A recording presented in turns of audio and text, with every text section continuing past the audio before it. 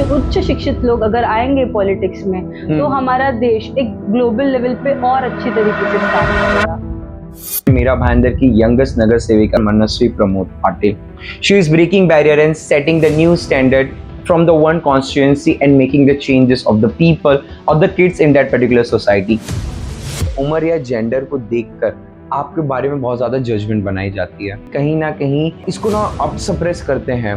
मैं बहुत हेजिटेंट थी कि कैसे कर पाएंगे कैसे नहीं, बट मुझे ये लगा कि अपॉर्चुनिटी मिली है तो I should make the change. आपको अगर चेंज चाहिए तो आपको बोलना पड़ेगा and you have to keep your point in front of the house. Gen Z सोच और पुरानी पॉलिटिकल एक्सपेक्टेशन है, इन दोनों के बीच में बहुत ज्यादा गैप देखने मिलता है. तो हम जेनजीज है, हम जो यूथ है, ग्राउंड रियलिटी नहीं पता है. हम बहुत ज्यादा सोशल मीडिया से इन्फ्लुएंस्ड है और सोशल मीडिया पे negativity spread faster than the positivity. आजकल एजुकेशन को देखकर ना देश में बहुत सारी हलचल चल रही है, कहीं ना कहीं प्रोटेस्ट हो रहे हैं. तो आपका क्या मुद्दा है इस एजुकेशन चीज को लेकर? मुझे ऐसा लगता है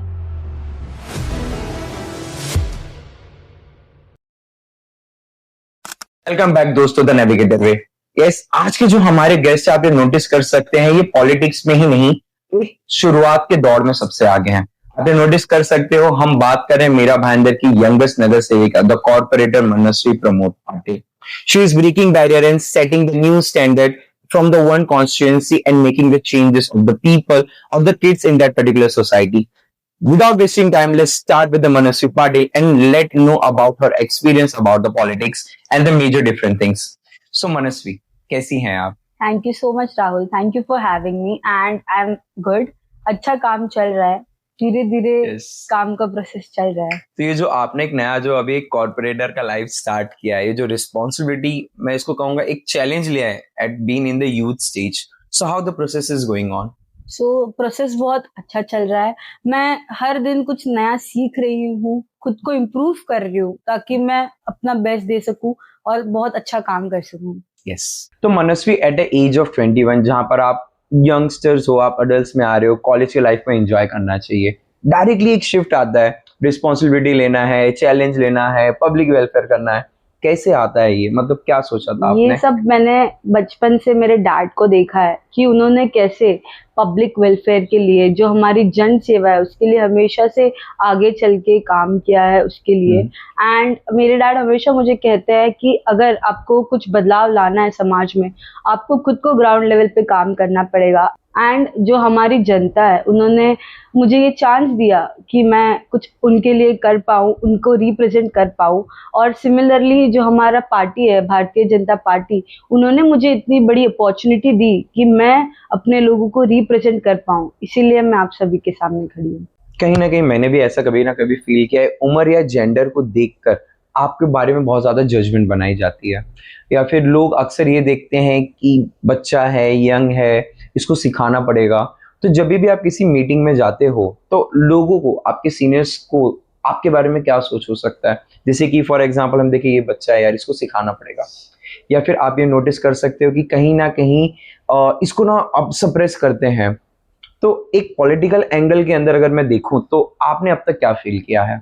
सो इनिशियली मेरा भी थॉट प्रोसेस यही था जो आपका था. मैं बहुत हेजिटेंट थी कि कैसे कर पाएंगे कैसे नहीं, बट मुझे ये लगा कि अपॉर्चुनिटी मिली है तो I should make the change. And then फिर बाद में जो मेरे पास्ट 5 months का एक्सपीरियंस था, that was very good, incredible. जो मेरे सीनियर्स हैं उन्होंने हमेशा से मुझे सपोर्ट किया है. वो मुझे कहते हैं कि आप लोग अपना व्यू पॉइंट आगे रखो ताकि हम उसे भी कंसिडर कर पाएं. एंड आपको अगर चेंज चाहिए तो आपको बोलना पड़ेगा.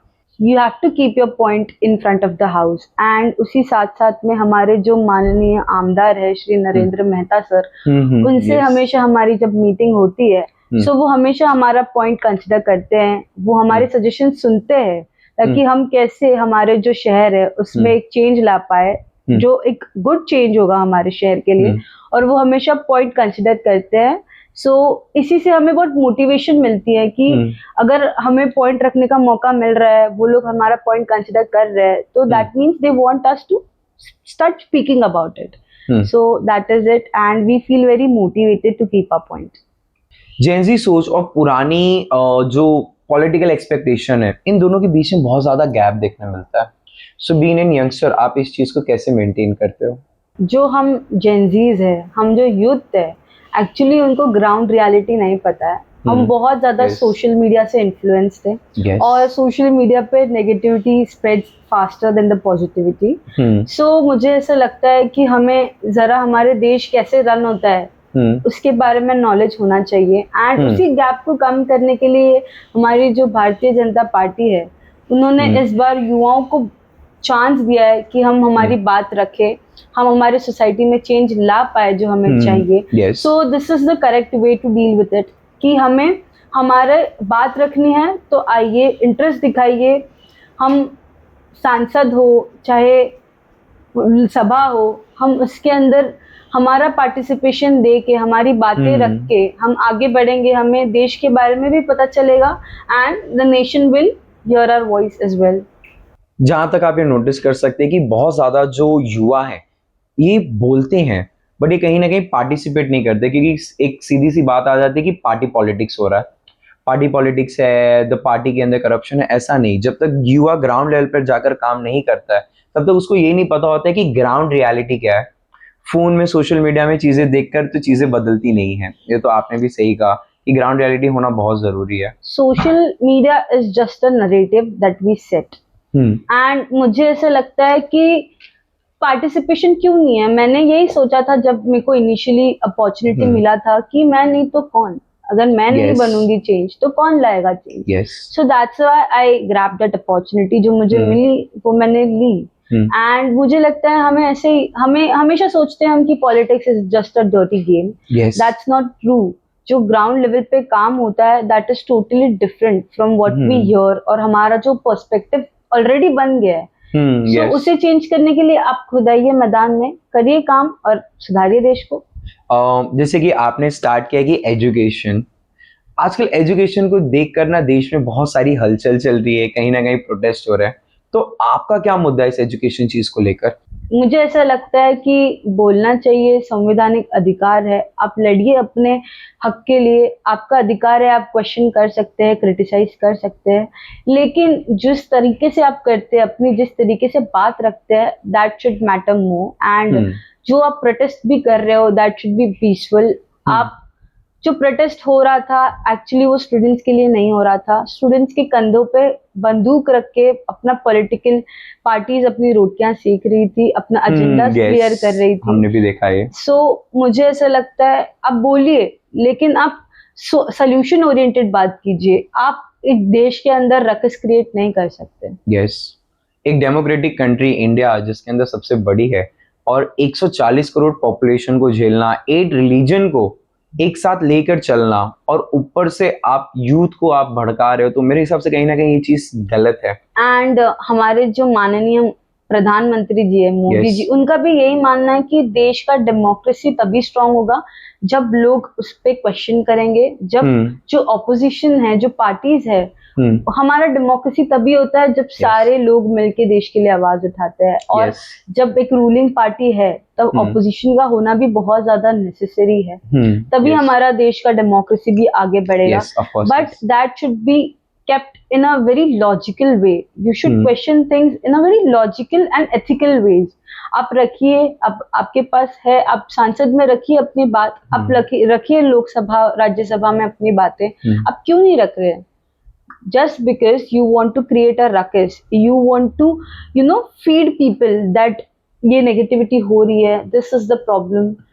ऐसी तरीके से आप बस एक प्रोटेस्ट कर रहे हैं एंड उसमें स्टूडेंट्स का कोई फायदा नहीं हो रहा है। To be honest, that is a completely हमने देखा, मतलब कहीं ना कहीं मैंने ये नोटिस की कि बोलने के लिए नहीं बोलना है, सच के लिए बोलना है।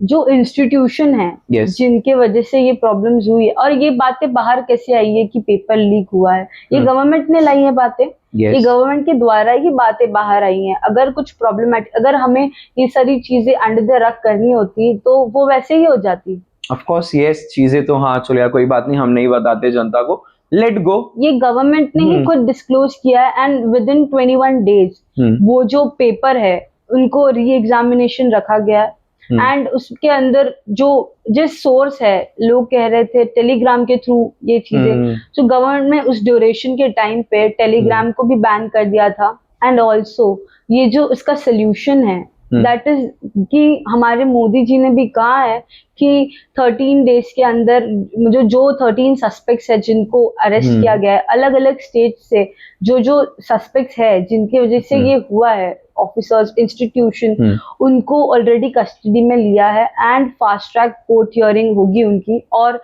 इनको जो हियरिंग में उनके अगेंस्ट कार्रवाई होगी, अगर वो दोषी ठहरे तो उनके अगेंस्ट स्ट्रिक्ट एक्शन भी लिया जाएगा। Definitely good. थोड़ा सा ना आज एक पॉलिटिकल आपका ओपिनियन क्या है हमें बताना। हमने कहीं ना कहीं देखा अप्रैल या फिर मई के अंदर एक पार्टी खड़ी होती है हमारे एक चीफ जस्टिस के स्टेटमेंट पे, उस पार्टी के अंदर फिर लोगों ने उसको सपोर्ट करना स्टार्ट किया, उस पार्टी को लोगों ने एक नाम दे दिया बीजेपी, तो बीजेपी के अगेंस्ट में खड़ी हो गई CJP, the cockroach Janata party, जो एक प्लेटफॉर्म जो खड़ा हुआ इंस्टेंट रातों रात मिलियंस ऑफ लोगों ने उस चीज को क्या किया, सपोर्ट करना स्टार्ट किया सोशल मीडिया हैंडल पे। आपका व्यू पॉइंट क्या है सीजेपी को लेके? इनिशियली जो चीफ जस्टिस ऑफ इंडिया उन्होंने कहा था कि कॉकरोचेस है वो अनएम्प्लॉयड यूथ, और उन्होंने स्टूडेंट्स को और जो फ्रेशर्स है उनको नहीं कहा था, जो लोगों के पास विजन नहीं है, जो लोग कुछ नहीं करना चाहते देश के हित में and they just want freebies, उनके लिए कहा था। एंड अगर आपको देश के यूथ के लिए कुछ रखना है तो अपने पार्टी का नाम कॉकरोच क्यों रखा, युद्ध जनता पार्टी रखते हैं आप। yes. आपको अगर यूथ के अगेंस्ट करना है, आपको यूथ को दिखाना है, सो ये एक चीज है कि आपने first of all you just prove this point कि how you can fool people, how you can influence people however you want just by forming an Instagram page. First of all, अगर आप एक पार्टी को register करते हो, first of all that is not a party, you just have to register your party. Yes. And why are you not doing it? Because you know that is wrong, nobody will support you. आपके जो agendas है that is completely wrong. आप students के लिए नहीं कर रहे हो कुछ भी, आप लोग बस अपने खुद के फायदे के लिए, अपने राजनीतिक रोटियां सीखने के लिए कर रहे हो। सीजेपी ने कहीं ना कहीं आप नोटिस करेंगे कि अभी जंतर मंतर का एक प्रोटेस्ट हुआ, सोनम वांगचुक जी का जो था वो कुछ अलग था मुद्दा, बट अचानक से इस मुद्दे के अंदर आप आके जंप मारते हो और पूरा का पूरा वो मुद्दा ही हिला दिया। सर किसी और चीज के लिए लड़ रहे थे, सीजेपी वहां पर आकर खड़ी हो गई, किसी और चीज की बात थी। आज कहीं ना कहीं हमने तो ये नोटिस कर लिया है कि वो जो भूख हड़ताल थी, जो प्रोटेस्ट था सर की तरफ से, उसको बंद किया गया। सेंटर ने उनको यह अश्योरेंस दिया कि वो उनकी बात सुनेंगे, but CJP still in the protest mode. जब तक उसका पीसफुल प्रोटेस्ट था तब तक गवर्नमेंट ने उनको परमिशन दी थी। एंड प्रोटेस्ट, लोग बोलते हैं कि पुलिस ब्रुटैलिटी, गवर्नमेंट ने ही आपको चांस दिया था कि आप अपने लिए पीसफुल प्रोटेस्ट कीजिए।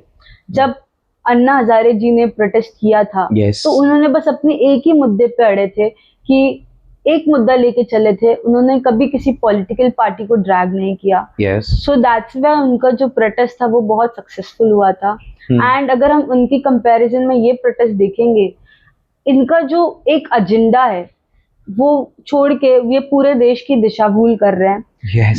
ये अगर आप एक पार्लियामेंट में जाके आपको चाहिए कि आप पार्लियामेंट उखाड़ देंगे, ये वाली स्टेटमेंट अगर आप लेते हो तो दैट इज नॉट ट्रू। ये तो बहुत गलत बात है। ये आप जो कर रहे हो ये that is completely against the law.